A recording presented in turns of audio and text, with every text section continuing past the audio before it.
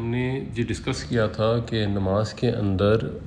تہجد کی نماز میں اگر ہم خشوع و خضوع حاصل کرنا چاہتے ہیں تو قرآن بدل بدل کے پڑھنا چاہیے، اور اگر کوئی ہاتھ میں پکڑ کے بھی قرآن شریف پڑھ لیں تو کچھ علماء کا خیال ہے کہ اس کی اجازت ہے،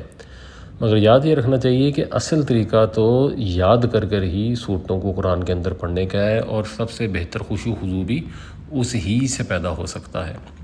تو اس میں یہ ایک بڑی اچھی ایپ ہے جس کے اندر قرآن یاد کرنا آسان ہو جاتا ہے۔ آیات کے نام سے ایپ ہے، اینڈرائڈ میں بھی اویلیبل ہے اور آئی فون میں بھی ہے۔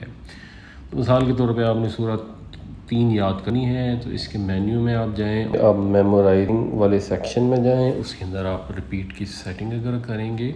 تو ایکٹیویٹ ریپیٹنگ کریں، لیٹ سے آیت نمبر 1 سے لے کے 8 تک سورۃ 3 کی آپ نے کرنی ہے۔ ایک دفعہ ہم اس کے اندر شروع میں جب آپ کو بالکل یاد نہیں ہے تو 2 دفعہ کی ریپیٹ لگا دیتے ہیں، اس میں ایک میڈیم ڈیلے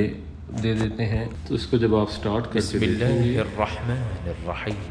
والتين والزيتون والتين والزيتون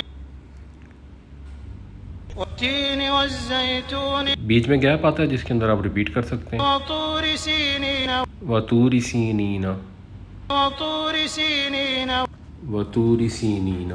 وطور سينين اور اس میں جب آپ کو لگے کہ آپ وهذا البلد الأمين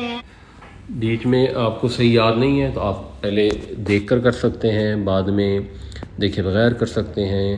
اور ریپیٹ کے اندر گیپ اگر آپ بڑا کرنا چاہتے ہیں بڑا کر سکتے ہیں، اور اس کے اندر آپ یہ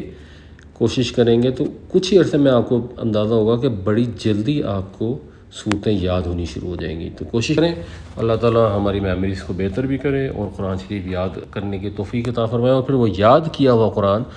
اور اس کی مطلب کی بھی انڈرسٹینڈنگ اور قرآن شریف میں بدل کر پڑھیں گے تو انشاءاللہ اس سے بہت زیادہ خشوع و خضوع کے اندر مدد بھی ملے گی اور نماز زیادہ فائدہ مند بھی ہوگی۔